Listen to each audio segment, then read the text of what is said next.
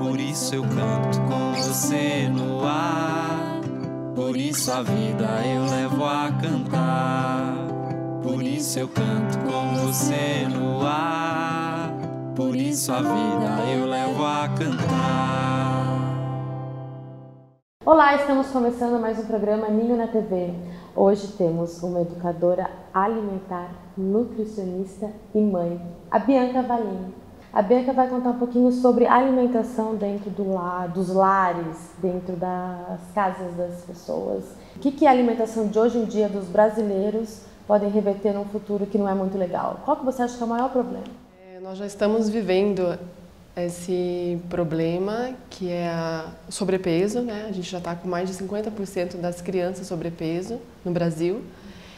Acredito que seja falta de informação dos pais, educadores, das escolas, da sociedade, que eles alimentam as crianças desde bebê com uma alimentação de adulto.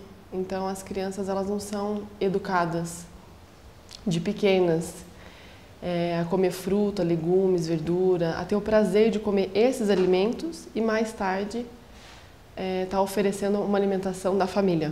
A gente faz educação alimentar de uma criança até os 2 anos de idade, para o resto da vida. É isso mesmo? Sim. Então, desde a gestação da barriga da mãe, a partir de 16 semanas, o bebê já começa a sentir o paladar e o olfato de tudo que a mãe come. No leite materno, quando a mãe amamenta, tudo que ela come já passa para o bebê. E a partir depois dos 6 meses que ele começa a alimentação complementar, é fundamental os pais, o educador, quem estiver cuidando da criança, tá oferecendo os alimentos mais naturais possível, que daí vai fazer a formação do hábito alimentar dessa criança, para depois dos 2 anos, se ela for comer açúcar, qualquer outro tipo de alimento não saudável, industrializado, ela não vai deixar de comer os alimentos saudáveis, fruta, legumes, verduras, cereais, sementes. E na parte de educação infantil, da alimentação, nós temos uma desvantagem muito grande, que é associar os alimentos, que são esses alimentos ultraprocessados, não saudáveis, a brinquedos. Então as crianças elas acabam pedindo, chantageando o pai, né? E os pais acabam cedendo por conta desses brinquedos, né? E esse tipo de alimento, eles são riquíssimos em gordura, em sódio e em açúcar. Esses 3 componentes diariamente na alimentação é o que faz o sobrepeso, a obesidade, a diabetes, o colesterol. Então, nós estamos com criança com 5 anos com colesterol alto, com 9 anos com problema de trombose, sobrepeso. Ela tem já um histórico, se a gente pegar esses exames dessas crianças, é o histórico de uma pessoa de 60 anos. E elas não vão querer, elas não conhecem primeiro e elas não vão querer comer os alimentos saudáveis, fruta, legumes e verdura, que para elas não tem sabor, não tem gosto. Né? Elas relatam isso. Ah, mas isso não tem graça. Porque acaba já viciando o paladar desde muito pequeno na formação desses 2 anos com esses alimentos industrializados. E o maior problema é que os pais não sabem, é uma desinformação.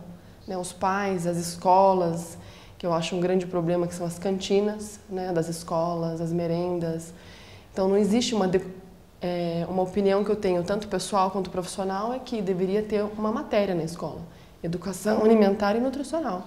Para a criança, desde pequena, aprender o que deve comer, o que não deve, o porquê. Né? Porque o nosso problema hoje o primeiro vício que nós temos é o açúcar. E é um vício que a gente leva para o resto da vida. E que gera muitas doenças. Né? Muitas doenças.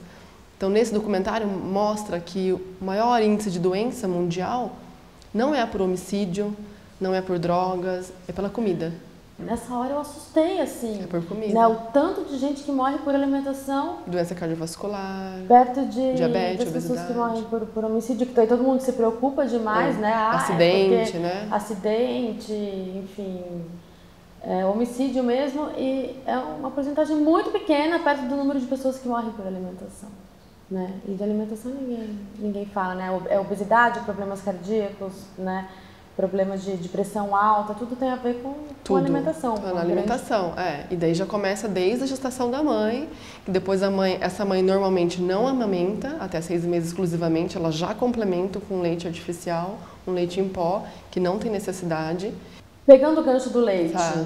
eu acho... Porque assim, eu desde de criança, assim, como eu conheço por gente, a minha mãe, né? Toma leite, tem que tomar leite, porque leite faz bem pros ossos. E também vem, você não dá leite pro seu filho? Que absurdo! Como você não dá leite pro seu filho? E como você não toma leite? E lá no futuro você vai ter osteoporose. Aí, lendo algumas coisas, eu vi assim, que o leite realmente causa um efeito... Ao contrário. Ao contrário. É. Passa um pouco essa informação, Tá. Bianca, que eu acho que isso é muito importante. O leite é um grande tabu a gente tem, né? Um grande mito na sociedade, porque o leite ele foi introduzido pela indústria também, porque é uma das coisas que mais vende é leite e carne, né? Mais esses alimentos ultraprocessados. Mas o leite, a gente não tem necessidade de tomar leite em nenhum momento da vida. É uma questão social, cultural e de hábito, né? Eu estudei o leite depois que eu tive meu primeiro filho, que ele desmamou com 10 meses, eu fui atrás de estudar. E o leite, ele tem hormônios naturais de crescimento, ele tem uma substância que faz um vício, então a criança sempre vai querer leite, aquelas pessoas que são viciadas em queijo. Ele tem uma desvantagem muito grande, porque ele tem um excesso de cálcio. Porque o leite, se a gente for estudar ele foi feito para o bezerro. Então o bezerro, quando toma leite, ele engorda rapidamente para se desenvolver muito rápido e para ser independente da mãe. Então, cada animal, cada mãe produz o leite para o seu filho. E nós produzimos o nosso leite para o nosso bebê. Então, o leite de vaca, voltando nele, ele tem um excesso de cálcio, uma quantidade muito grande, só que ele não tem o magnésio. No nosso corpo, para absorver o cálcio, tem que ter magnésio. Então, quando a gente toma um copo de leite ou qualquer derivado, o nosso corpo não sabe o que fazer com tanto cálcio. Ele acaba descalcificando do nosso próprio organismo, do nosso próprio cálcio, para equilibrar. É muito claro isso, senão as pessoas não teriam mais osteoporose, tanto que elas tomam leite, né? Fora algumas alergias que ele dá, ele desenvolve, a caseína é super difícil, é uma proteína difícil de digestão. Então, a gente observa nas crianças que tomam leite, consomem leite derivados, elas têm muito mais inflamações. Rinite, otite, sinusite, problemas de garganta, ele forma muco. Então, não tem necessidade nenhuma de tomar leite. A partir do momento que o bebê desmama, naturalmente, ele vai comer alimentação da família, ele vai ter essa alimentação. E pode-se também entrar com os leites vegetais, que é o que eu trabalho, é o que eu faço em casa para os meus 2 filhos, que é o leite de aveia, castanhas. Embalar seu coração no sorriso do menino, vejo claro meu destino e nas voltas que o mundo dá, só cantar pra te alegrar.